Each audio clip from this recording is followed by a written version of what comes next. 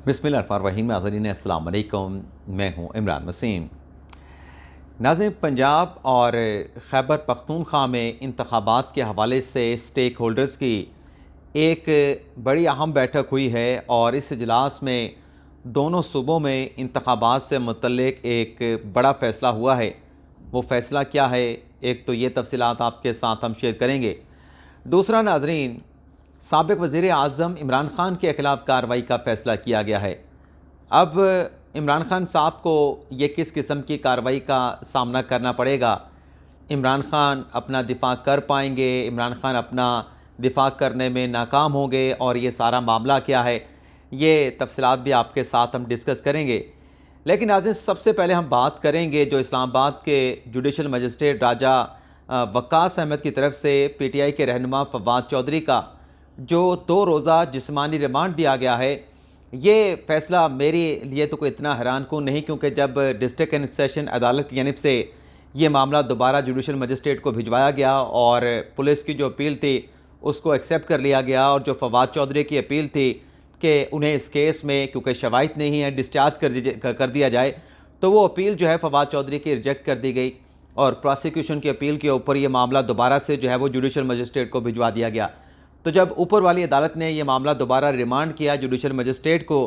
तो इससे ये लग रहा था कि फवाद चौधरी साहब का जिस्मानी रिमांड जो है वो प्रोसिक्यूशन और पुलिस जो है वो हासिल करने में कामयाब हो जाएगी। लेकिन नाज़रीन, मेरे लिए जो हैरानकुन डेवलपमेंट हुई आज की सारी अदालती कार्रवाई में, जो एक शर्मनाक मैंने कंडक्ट देखा कि पिछले 2 रोज़ से जो एक ही बात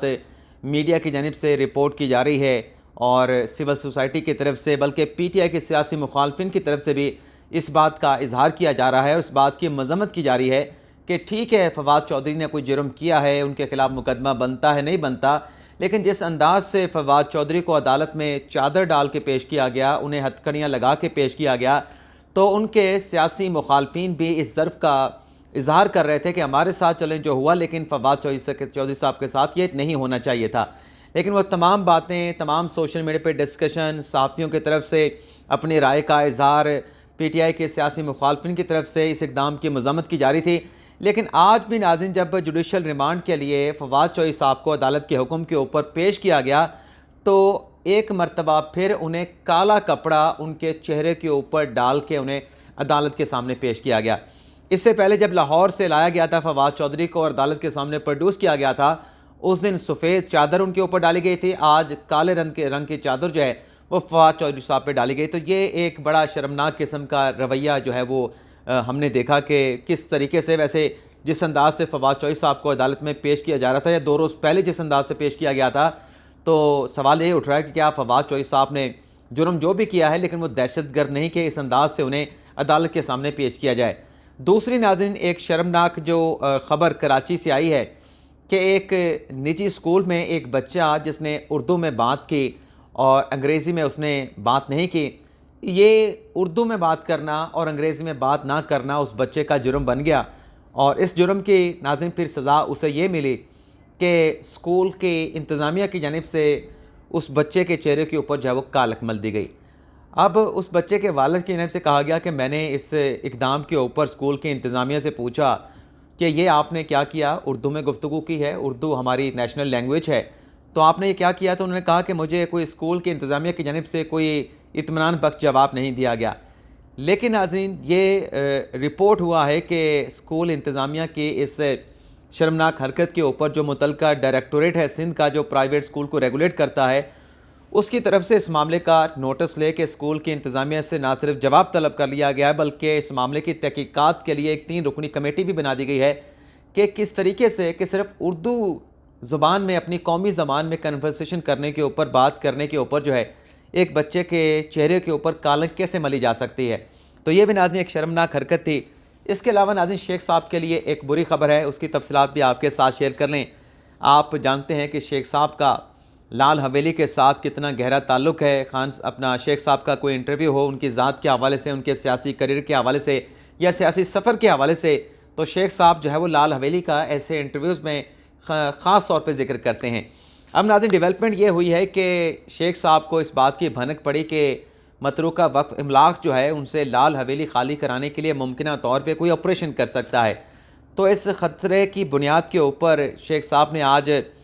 रावलपिंडी की एक मकामी अदालत के जज साहब हैं नवीद अख्तर साहब, उनकी अदालत में रजू किया और इस्तदा उन्होंने ये की कि मुमकिन जो FIA का ऑपरेशन है उनसे ये प्रॉपर्टी लाल हवेली खाली कराने के लिए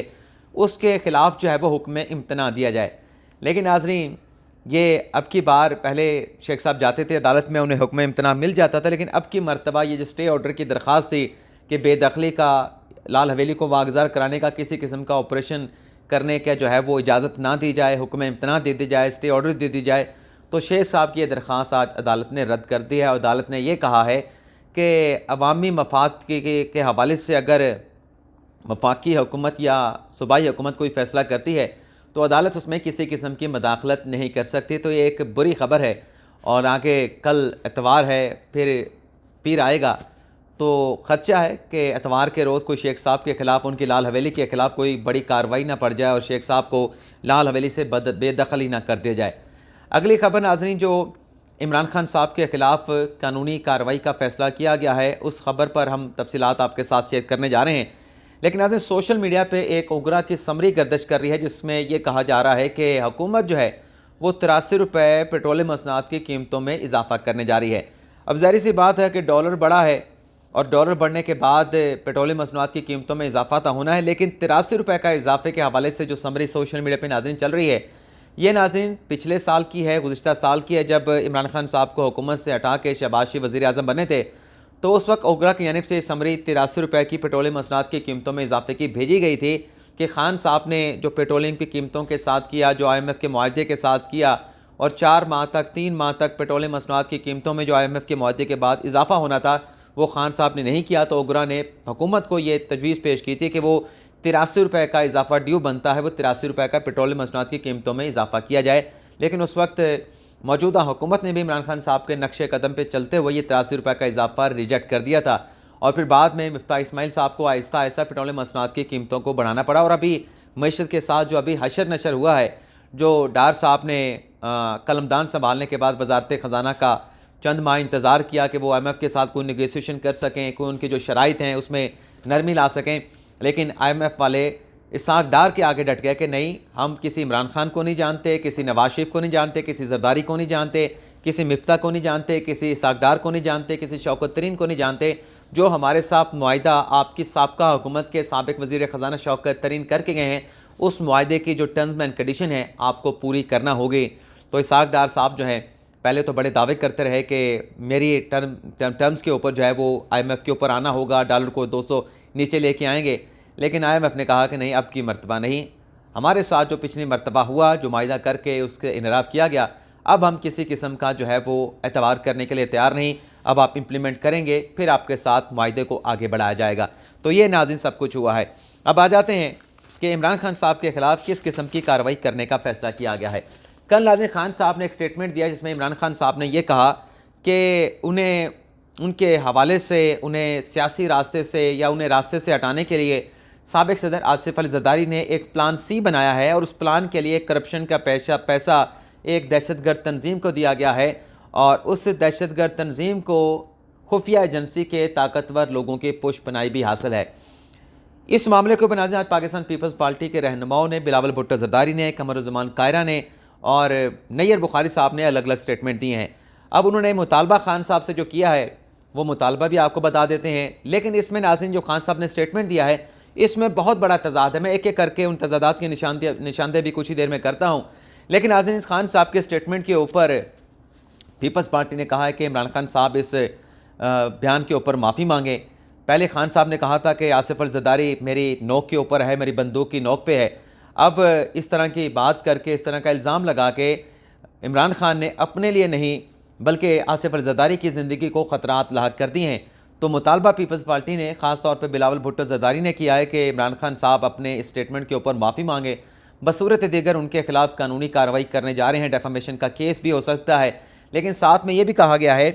सुप्रीम कोर्ट से मुतालबा किया गया है कि इस मामले का नोटिस लिया जाए, इमरान खान साहब को बुलाया जाए, उनसे शवाहिद मांगे जाएँ। जो उन्होंने इल्ज़ाम लगाया है ये इस किस्म का इल्ज़ाम बगैर शवाहिद के लग नहीं सकता, तो इमरान खान साहब से सबूत लिए जाएँ और अगर इमरान खान साहब सबूत अदालत में दे देते हैं तो जो सुप्रीम कोर्ट की सज़ा वो पाकिस्तान पीपल्स पार्टी के चेयरमैन बिलावल भुट्टो जरदारी, उनके वालिद आसिफ अली जरदारी और दीगर लोगों की सज़ा, जो भी सज़ा सुप्रीम कोर्ट देगी वो हमारे काबिल कबूल होगी। लेकिन अगर इमरान खान साहब शवाहिद ना दे पाए, अपना इल्ज़ाम साबित ना कर पाए, तो फिर जो हमारी सज़ा वो फिर सज़ा सुप्रीम कोर्ट इमरान खान को दे, क्योंकि वो अपना इल्ज़ाम साबित नहीं कर सकेंगे। तो इस पर उनको भी सज़ा देना बनती है, और ये अगर सज़ा ना दी जाए तो इस किस्म के इल्ज़ामात इमरान खान साहब की जानिब से आगे भी लगाए जाते रहेंगे। लेकिन आज जो खान साहब ने इल्ज़ाम लगाया कि जरदारी ने किसी दहशतगर्द तंजीम को पैसे दिए हैं, तो पीपल्स पार्टी की दहशत गर्दों के हवाले से किसी किस्म का कोई नरम गोशा नहीं है, बल्कि दहशत गर्दों के लिए पीपल्स पार्टी के लिए नरम गोशा नहीं है, और पीपल्स पार्टी के लिए उनके लिए टीटीपी हो या अफ़गानिस्तान के तालिबान हो, उनके लिए किसी किस्म का नरम गोशा नहीं है। चंद रोज़ पहले जो टीटीपी की जानिब से एक स्टेटमेंट जारी किया गया, उसमें पीपल्स पार्टी और मुस्लिम नवाज़ के लोगों का जिक्र किया गया कि अगर उन्होंने अपनी सोच को तब्दील ना किया और इस किस्म के सख्त स्टेटमेंट दिया गया तो इनके खिलाफ हम सख्त इकदाम उठा सकते हैं। लेकिन इमरान खान साहब से मुताल्लिक या उनके खिलाफ किसी किस्म का स्टेटमेंट ना अफ़गानिस्तान के तालिबान के हवाले से आया है, ना ही टीटीपी पाकिस्तान ने कोई इमरान खान साहब के खिलाफ किसी किस्म का स्टेटमेंट दिया है। तो ये एक तजाद मौजूद है कि आसिफ अली जरदारी इमरान खान के हवाले से कोई प्लान बनाएं और वो किसी तालिबान या किसी दहशतगर्द तंजीम से सपोर्ट हासिल करें, तो ये मुमकिन नहीं है, जो पीपल्स पार्टी का अपना नैरेटिव या दहशतगर्दों के खिलाफ जो उनका बयानिया है। दूसरा, खान साहब ने कहा कि जरदारी ने लूटा हुआ पैसा दिया है उन दहशतगर्दों को, और उस एजेंसी को जो है वो उस तंजीम को जो है वो सिक्योरिटी इदारों के ताकतवर लोगों की जो है वो सपोर्ट हासिल है। तो ये खान साहब ने मुल्क की जो खुफिया एजेंसी है, अब आप उसे MI समझ लें कि खान साहब किसकी तरफ इशारा कर रहे थे, IB समझ लें, लेकिन जो समझ आती है वो खान साहब इशारा जो है वो ISI की तरफ कर रहे थे। तो ये इल्ज़ाम लगा के खान साहब ने हमारी जो खुफिया एजेंसी है, प्राइमरी इंटेलिजेंस एजेंसी, उस पर भी दहशत गर्दी को और दहशत गर्दों को प्रमोट करने का इल्ज़ाम लगा दिया है। ये जो खान साहब ने कहा कि आसिफ अली जरदारी ने पैसा दिया है, अगर कोई कार्रवाई ISI ने करनी है तो ना उसको किसी तंजीम की ज़रूरत है और ना उन्हें आसिफ अली जरदारी के लूटे हुए या जेनुअल पैसे की ज़रूरत है, कि ना किसी डोनेशन की ज़रूरत है, ना इमदाद की ज़रूरत है। हमारी नाज़रीन, जो ISI के पास फ़ंड्स होते हैं वो सीक्रेट फ़ंड्स होते हैं, अरबों रुपए का उन्हें फ़ंड मिलता है, उसमें से 1-2 अरब 5 अरब इधर उधर कर भी दिए जाएँ तो कोई उनसे पूछ ही नहीं सकता कि आपने पैसा कहाँ पे लगाया, उनका ऑडिट नहीं होता। तो ये खान साहब का जो इट्सल्फ स्टेटमेंट है, इसमें बहुत सारे तजादात मौजूद हैं। तो ये खान साहब ने स्टेटमेंट तो दे दिया है, लेकिन अगर पीपल्स पार्टी उनके खिलाफ चली गई तो खान साहब को ये इल्ज़ाम साबित करना जो है वो अदालत में मुश्किल हो जाएगा। अब आ जाते हैं कि इंतखाबात में ताख़ीर के हवाले से स्टेक होल्डर्स का क्या इजलास हुआ, उसमें क्या फ़ैसला किया गया। लेकिन उससे पहले नाज़रीन, आज लाहौर हाई कोर्ट में मुनीर अहमद नामी एक शहरी ने एडवोकेट अजहर सदीक़ की वसासत से एक दरख्वास्त दायर की है गवर्नर के खिलाफ, जिसमें यह कहा गया है कि गवर्नर साहब ने अपनी आईनी जिम्मेदारियों को पूरा नहीं किया। असम्बली तहलील हो गई, लेकिन गवर्नर पंजाब मियां बेगम रहमान जो है वो पंजाब में इंतखाबात की तारीख नहीं दे रहे। अच्छा, इससे पहले इसी किस्म की दरख्वास्त जो है PTI के रहनुमा असद उमर साहब ने भी दायर की थी। तो अब ये इलेक्शन की तारीख के हवाले से 2 दरख्वास्तें लाहौर हाई कोर्ट में आ चुकी हैं। लेकिन आज इसके साथ साथ जो स्टेक होल्डर्स की बैठक हुई है, उस पर आने से पहले पिछले चंद दिनों से ये स्टेटमेंट आ रहे हैं, गवर्नर खैबर पख्तूनख्वा का स्टेटमेंट आया है कि KPK में इंतखाबात, सूबाई असम्बली के इंतखाबात ताख़ीर का शिकार हो सकते हैं। उन्होंने कहा कि अगर इलेक्शन वक्त पे हुए तो 400 ऐसे कबायली हैं जो इस पर एतराज़ कर सकते हैं, उनके अपने रेजर्वेशन हैं, और अगर एजेंसियों की जानिब से रिपोर्ट आई कि हालात ठीक नहीं हैं, अमन अमान का इशू है, सिक्योरिटी का इशू है, तो तब भी इलेक्शन करवाना मुमकिन ना होगा अगर एजेंसियों की रिपोर्ट आ गई। और 2 रोज़ से कमरुल कहरा साहब के, मलिक अहमद खान के, राना सनाउल्लाह के भी ऐसे स्टेटमेंट सामने आ रहे हैं कि इलेक्शन जो है वो मुलतवी हो सकते हैं, और 90 दिन में अगर इलेक्शन ना हो तो कोई आर्टिकल 6 का मुकदमा नहीं बनेगा। अब ये जो खबर स्टेक होल्डर के हवाले से आपके साथ हम शेयर करने जा रहे हैं नाज़रीन, चंद रोज़ पहले जो आसिफ अली जरदारी, मौलाना फजल रहमान और शहबाज शरीफ के दरमियान एक मुलाकात हुई, इस मुलाकात के हवाले से नाज़रीन ज़रा ये बताते हैं कि तीनों लीडरान ने, जो ट्राइका है, PDM का कह लें या मौजूदा हुक्मरान इत्तेहाद का कह लें, इसमें यह फ़ैसला किया गया है कि नई मरदमशुमारी और हल्का बंदियों के नताइज आने तक जो है वो इलेक्शन ना करवाए जा सकें। इस हवाले से जो है उन्होंने ये फैसला किया है कि किसी तरीके से ये नुक्ता पेश करके इलेक्शन का प्रोसेस जो है वो रुकाया जा सके। दूसरा, इसमें इस बात पे गौर किया गया है कि जो 90 दिन की एक रट लगाई जा रही है कि आईनी तकाजा है कि 90 दिन के अंदर इलेक्शन करवाया जाए, तो 90 दिन की पाबंदी 2007 में जब साबिक परवेज़ मुशर्रफ के दौर में मोहतरमा बेनज़ीर भुट्टो पे असैसिनेशन अटैक हुआ था, तो 35 दिन के लिए 2007 का जो इलेक्शन था वो मनसूख किया गया था, मुलतवी किया गया था। और जो इलेक्शन होने थे जनवरी के अवाइल में, 8 जनवरी को या 7 जनवरी को, उसकी तारीख को तब्दील करके फिर 17-18 फरवरी 2008 को वो इलेक्शन करवाए गए थे। तो 35 दिन इलेक्शन में अगर पहले ताख़ीर हो चुकी है, एक प्रेसिडेंट मौजूद है, तो अब भी ये ताख़ीर हो सकती है। इसके अलावा नाज़रीन ये कहा गया है कि जो कहा जा रहा है कि अगर 90 दिन में इलेक्शन ना हुए तो इसके ऊपर जो है वो आर्टिकल 6 लग सकता है। तो इस हवाले से इस इजलास में ये देखा गया है कि आइन का आर्टिकल 254 एक ऐसा सेक्शन है, एक ऐसा आर्टिकल है कि अगर किसी आइनी प्रोविज़न के ऊपर अमलदारी नहीं होती तो उसे सेक्शन आर्टिकल 254 के ज़रिए कंडोन किया जा सकता है। और इस नुक्ते पे भी गौर किया गया है कि आइन जो बात करता है वो कौमी और सूबाई असम्बलियों के एक साथ इलेक्शन की बात करता है। अगर सूबाई असम्बलियों को इलेक्शन पहले हो जाते हैं, वहाँ पे सियासी जमातें अपनी हुकूमत बना लेते हैं, तो उसके बाद जब कौमी असम्बली के इंतखाबात होंगे तो वो कैसे निगरान सेटअप में करवाए जा सकेंगे जब सूबों में नई हुकूमतें आ चुकी होंगी और फिर नेशनल असम्बली का इलेक्शन हो रहा होगा। तो निगरान हुकूमत तो पंजाब में बन नहीं पाएगी, मरकज़ में निगरान हुकूमत होगी। तो वो जो पंजाब की हुकूमतें हैं वो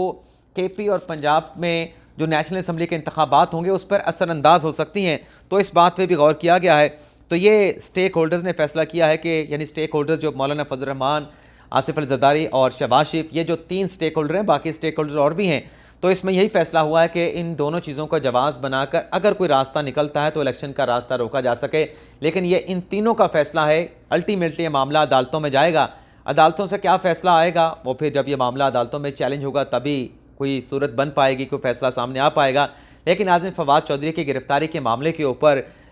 इमरान खान साहब ने चीफ जस्टिस ऑफ पाकिस्तान को ख़त लिख दिया है जिसमें इस मामले का नोटिस लेने की इस्तदा की गई है। इजाज़त चाहते हैं। अल्लाह हाफिज़।